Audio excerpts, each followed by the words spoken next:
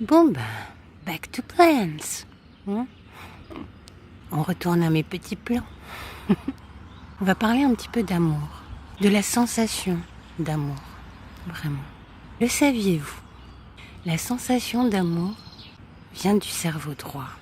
Toutes mes recherches ne sont basées que sur l'expérience. Alors évidemment, j'ai cherché des théories aussi, c'est évident.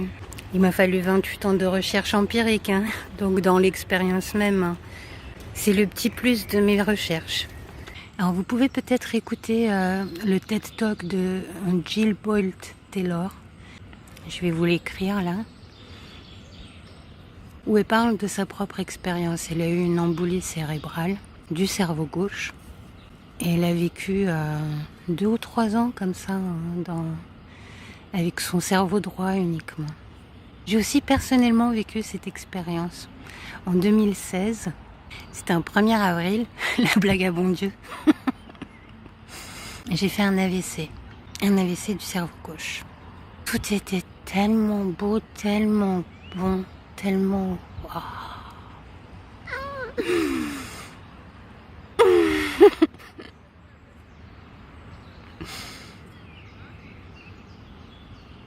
Voilà. Mais bon, ça a duré une journée. Parce qu'on m'a très vite récupérée en fait. Au bout d'une semaine, j'étais sortie de l'hôpital et puis il y avait trop rien. Bon, j'avais encore, pendant un certain temps après ça, j'avais encore du mal à parler. Mais si vous voulez, je parlais bien, mais beaucoup plus lentement. Aujourd'hui encore, je fais beaucoup de pauses que vous ne voyez pas parce que je les coupe au montage. Chaque fois que mes pensées m'assaillent, et ça peut être en plein milieu de la phrase, et non-stop en fait. Donc vaut mieux que je vous le coupe. La dernière vidéo, là, de 10 minutes, en fait, elle a duré 25 minutes. Je sais pas trop si vous voyez. Donc bon, bref. On était en train de parler d'amour.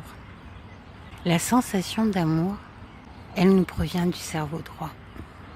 Et ça veut dire que quand on n'est pas dans cette sensation-là, notre cerveau gauche fait des siennes. On n'est pas dans un équilibre. Alors c'est un petit peu grossier de séparer le truc cerveau gauche, cerveau droit, a priori, d'après les dernières recherches neuroscientifiques.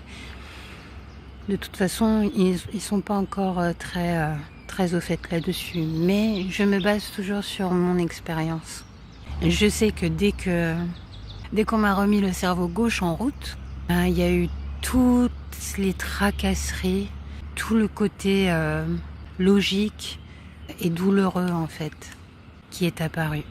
J'ai commencé à me poser tout un tas de questions du genre et si je m'en sortais pas, il fallait que je coupe les liens avec mon homme de l'époque. Alors que juste avant, quand j'étais dans mon cerveau droit, il me disait juste t'inquiète pas, tout ira bien. Et moi, je voyais ces beaux yeux bleus qui étaient tellement beaux, tellement brillants, tellement... Waouh. Je me suis dit, c'est bon, je peux aller vivre avec lui. Et dès que mon cerveau gauche s'est allumé, voilà. Du coup, en fait, depuis cette petite blague à bon Dieu, j'essaie vraiment de le faire taire, mon cerveau gauche. Un maximum.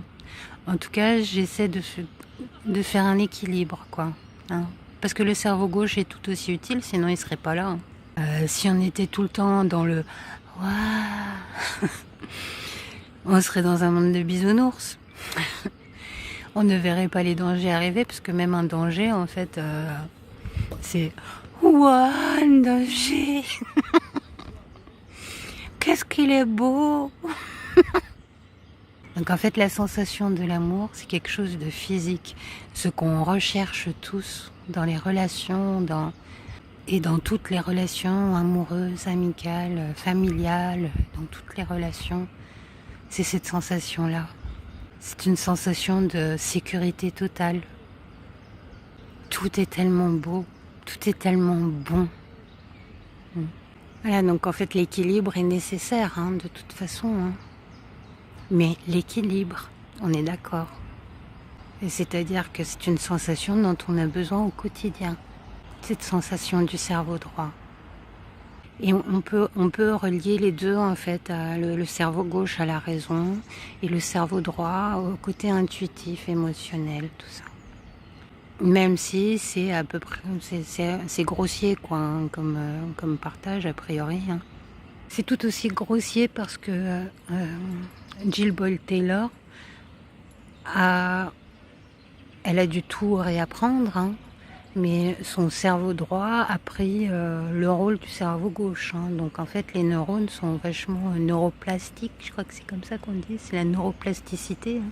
Mais voilà, il y a toujours l'expérience hein, qui était tellement waouh. Et je vous en parlerai aussi dans une prochaine vidéo hein, de la loi d'attraction, tout ça.